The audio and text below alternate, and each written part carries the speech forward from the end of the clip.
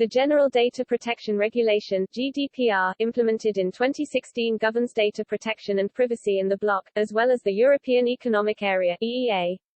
Despite Brexit, the rules are retained in UK law, and are referred to as GPDR UK, although speaking in March, Oliver Dowden, then Secretary of State for Digital, Culture, Media and Sport, said the government was exploring ways of diverging from Brussels.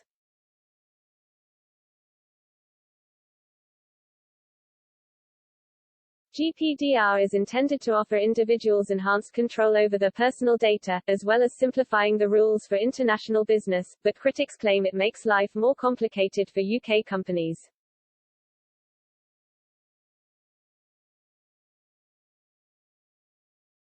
Andrew Ory, a chartered accountant, chartered tax advisor and a partner at London-based Ory Clark, told Express.co.uk, GDPR was set up with incredibly punitive fines, the greater of 4% of turnover or €20 million.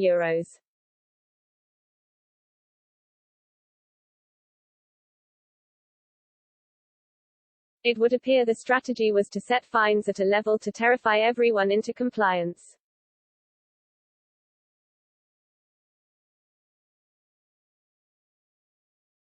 He stressed, while this might make sense from an EU perspective, it really doesn't work for the UK.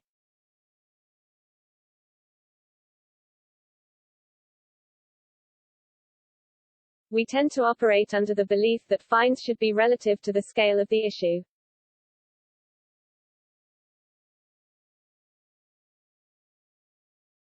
While personal data is sensitive, it has always been an incredibly unfair set of rules for small businesses.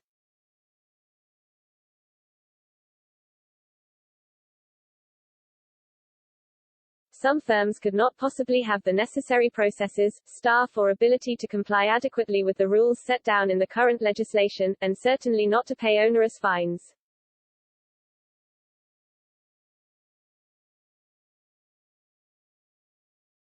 He said, they can't even afford professional advice or find time to understand it, begging the question, what is the point?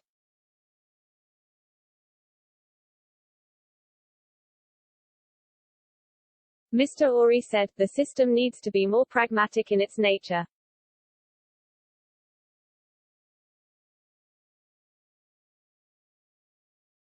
Should there not be a simpler, lighter version for all but the big boys?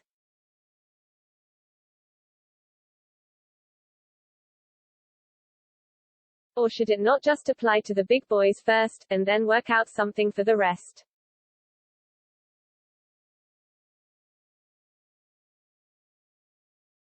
This is particularly an issue for the UK, which has 3 times the number of small businesses than Germany, for instance.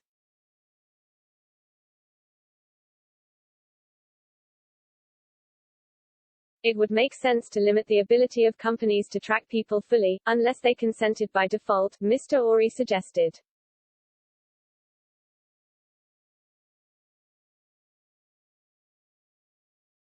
He added, if we aren't going to reap a single Brexit dividend, then we are even more bonkers than the endless pop-ups.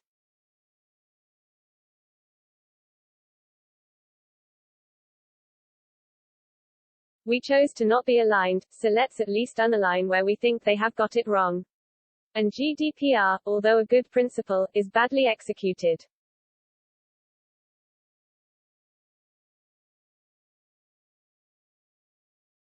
Divesting from GDPR will cut costs, and make us a more efficient, more pragmatic country, attracting more business and fundamentally making the rules actually work better at an individual and company level.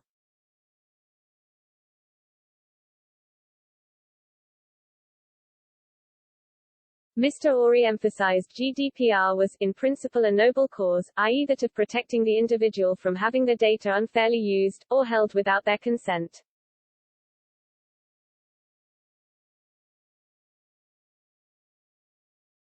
However, he warned, whilst being an important first step, in practice it's frankly a bit of a nightmare for all involved.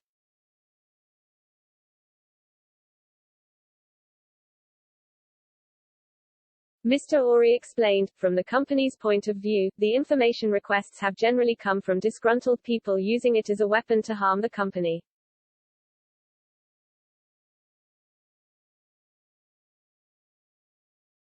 Companies were therefore required to respond very rapidly with huge quantities of generally meaningless data, he pointed out.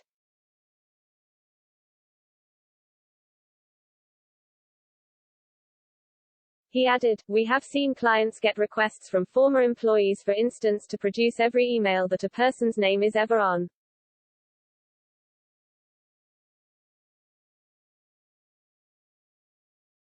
Meanwhile, every word in these emails must be redacted since it's confidential now that the requestee is an ex-employee."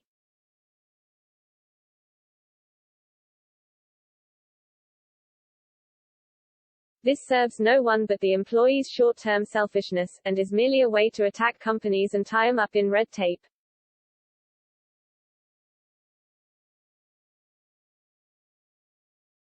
Nor, in practice, were the rules beneficial for the individual, he claimed.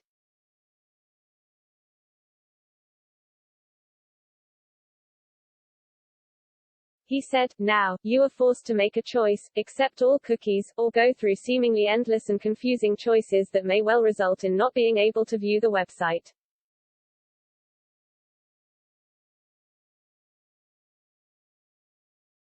People simply do not have the time or interest, so 99.9% of them click accept all. You have now agreed to goodness knows what terms over your data, they can track you forever, and now that the company is able to do whatever it wants with your data.